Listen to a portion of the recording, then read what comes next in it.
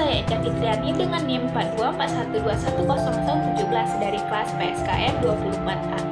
Jadi, pada kesempatan kali ini, saya akan menjelaskan materi tentang Pancasila sebagai dasar negara pada bab 3. Pancasila sebagai dasar negara dalam pengertian ini sering disebut sebagai falsafah negara.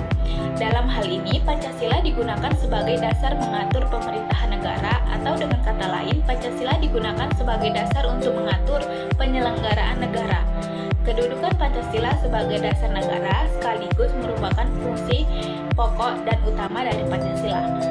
Menurut Diponolo, negara adalah suatu organisasi kekuasaan yang berdaulat dengan tata pemerintahan, melaksanakan tata tertib atas suatu umat di suatu daerah tertentu. Ia juga menyimpulkan 3 unsur yang menjadi syarat mutlak bagi adanya negara, yaitu unsur tempat, daerah atau wilayah, unsur manusia atau umat, dan unsur organisasi.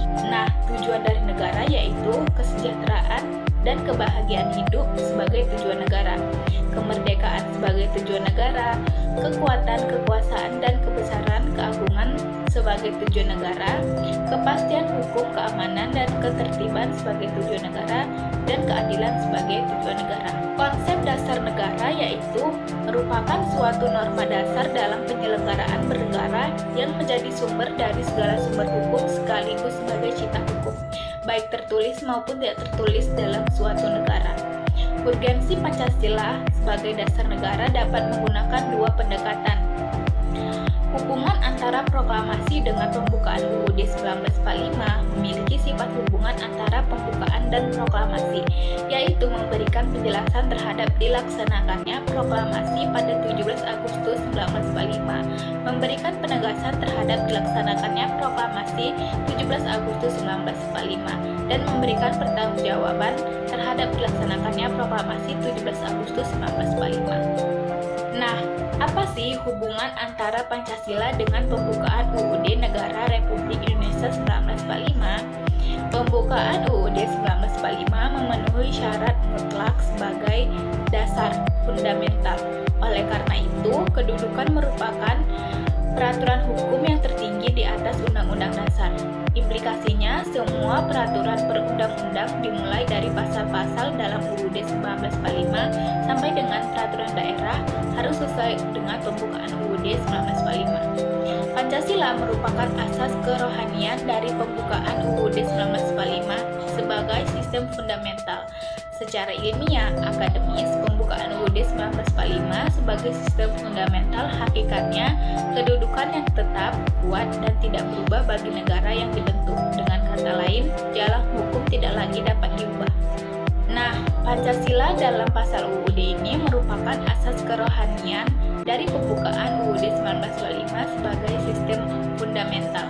Apabila disederhanakan, maka pola pemikirannya dapat diuraikan menjadi asas kerohanian sebagai fundamental, pembukaan dikristalisasi dalam wujud-wujud pokok pemikiran yang terkandung dalam UUD 1945, dan pokok-pokok pikiran yang terkandung dalam pembukaan UUD 1945 terjelma dalam pasal-pasal UUD 1945 itu sendiri. Implementasi Pancasila dalam pembuatan kebijakan negara pada bidang politik adalah perumusan kebijakan pada bidang politik dapat ditransformasikan melalui sistem politik yang bertumpu kepada asas.